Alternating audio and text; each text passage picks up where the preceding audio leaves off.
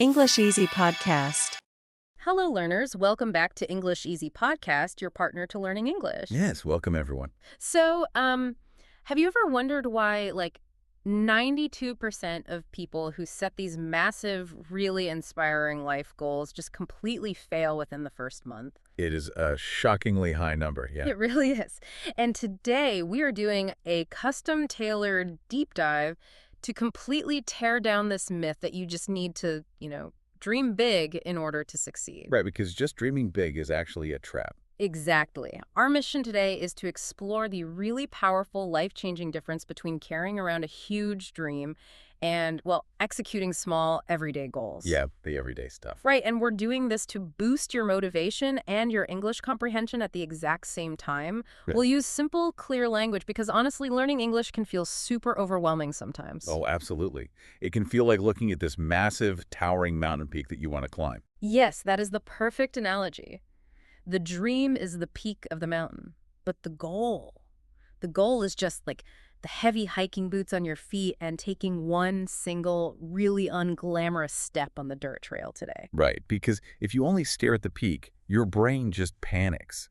It registers this huge, monumental effort and triggers an overwhelm response. Like a defense mechanism. Exactly. Yeah. It's trying to protect you from exhaustion. Yeah. So to actually get up the mountain, you have to stop staring at the top. Okay, so we basically have to separate the what from the how. Yes. The dream is the what. It's that big, distant wish for your future, like speaking English confidently in a business meeting. Or starting your own company. Right. Or just living a calm, simple life far away from the noisy city. But the goal is the how. It's the tiny daily plan that actually creates momentum. Let's look at a concrete example from the materials for this deep dive. Okay, let's do it. Imagine someone whose ultimate dream is to build an online English studio, like a global platform where students can practice together. That is a massive dream. It is. And trying to build that global platform on day one guarantees burnout.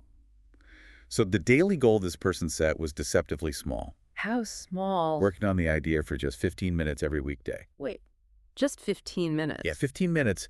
They might outline one vocabulary exercise or sketch out one single page of a website. It's a great quote from this example.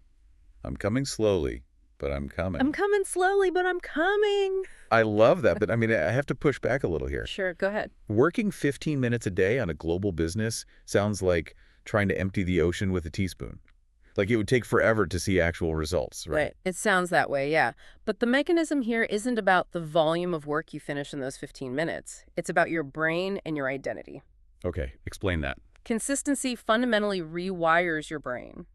But sporadic intensity, like a random 4-hour study marathon, that just exhausts it. Oh, I know that feeling. You study for 4 hours and then don't look at a book for a month. Exactly. Your brain flags that huge effort as a threat to its energy. But a tiny 15-minute step, that completely sneaks past the brain's alarm system. That makes a lot of sense. And more importantly, it proves to yourself that your dream is real. Every time you sit down for 15 minutes, you are proving you are a person who takes action. So you're taking the pressure off your brain. Yeah. That's brilliant. Let's apply this to a lifestyle dream, which our deep dive also covers. Oh, the house with the garden. Yes. Yeah. Imagine your dream is owning a quiet little house with a garden. You just want a place to drink tea in the morning, away from the heavy traffic. Right, but reaching that dream means dealing with money. And financial vocabulary can be tough. It really can. The goal here is setting up an automatic transfer. A fixed amount of money every single month goes into a special future home account. And the key strategy is treating that savings transfer like a mandatory bill, right? Like rent. Yes. The source calls it paying rent for your future. Paying rent for your future. Yeah. I really want to dissect that because it targets why it's so incredibly hard to save money in the first place. It really does. Our brains are wired to prioritize immediate rewards. Like buying an expensive coffee today. Exactly. Given the choice between coffee today or a house in 10 years, your brain aggressively wants the coffee. So you have to trick your own biology. You do. By treating your savings with the same strict rules as your electricity bill, you remove the choice. You aren't giving money away, you are forcibly paying the future version of yourself. So future you has the money to buy that garden. I love that. And there's a second goal attached to that house dream, actually. Yes, the behavioral goal. Right. It involves spending one afternoon a week sitting in a local park. Because you don't have to wait 10 years to feel the benefits of your dream. If you sit in nature now, you are practicing that peaceful life today. It gives your brain a taste of the reward. Exactly. Which keeps you motivated to keep paying that rent for your future. Okay, so having this beautifully structured 15-minute goal or an automatic savings transfer, that's great in theory. But life is messy. So messy. Real life crashes into the plan. We have exhausting jobs, unexpected chores, our phones are always buzzing, and, well, the sofa looks really inviting after a long day. The sofa is the ultimate enemy. It represents the easy path. To survive the messy world, you have to build defenses. And the first strategy from our deep dive is choosing a season dream. Yes. A season. But wait, I say learning English is my priority for the next season. Does that mean I have to totally abandon getting fit or saving money? No, not abandon them, you just put them in the back seat. Okay, the back seat. Yeah, your brain only has so much mental energy for hard tasks. If you try to learn English, run a marathon, and start a business all in 1 week, You'd crash by Tuesday. literally, a season is just a 3 to 6 month period where you give your best energy to one big thing. The other dreams are safe, they're just relaxing in the back seat while your main dream drives the car. I really like that. The English dream is driving the car this season. Right. So what's the second strategy? The daily anchor. You have to attach your small goal to a specific, reliable time. Like saying, I will practice 10 minutes of English immediately after dinner. Exactly. Because if you just say, oh, I'll do it sometime today, Sometime today usually means never. always means never. Habits don't work without a trigger. I picture it like gears in a machine. Your new habit, those 15 minutes of English, is a tiny, weak little gear. It can't spin on its own. Great analogy. But if you connect it to a massive, heavy gear that already spins every day, like eating dinner, that tiny gear is forced to turn. Yes, you are hijacking an existing habit. You already eat dinner automatically, so you use that momentum to carry the new habit forward. Which brings us to strategy number 3, guarding against dream thieves. Oh, that they ease. The forces trying to steal your time. We're talking phone notifications, scrolling the internet, and multitasking. Multitasking is the worst one because it feels like you're being productive. But you're really not. Not at all. The brain cannot do 2 complex things at once. It just switches back and forth super fast. Every time you switch from English vocabulary to reading a text message, your brain loses energy and memory retention drops. It's like trying to water a single plant by taking a huge bucket of water and just throwing it wildly across the whole room. What a mess. Right. The water splashes everywhere, it makes a huge mess, and the plant you actually care about barely gets a drop. You're practically guaranteeing the plant dies. So instead of splashing water everywhere, you have to pour it directly on the roots. Deliberately. Yeah. And that requires a focus corner, a physical space just for your goal. You clear a desk, put on headphones, and physically remove your phone from the room. It sends a serious message to your brain. Exactly. It says, it's time to work. Okay, but even with the perfect focus corner, eventually you have to step outside into the real world. And that's where the most dangerous threat comes in. Other people. Other people, yes. Let's talk about overcoming doubts. Because external doubts happen the second you share your big dream. People will tell you to, be realistic. Or they just laugh at it. Which hurts. Hearing someone tell you to be realistic feels like a personal attack, especially from friends or family. It feels personal, but honestly, it's usually about their own fears. Really? Yeah.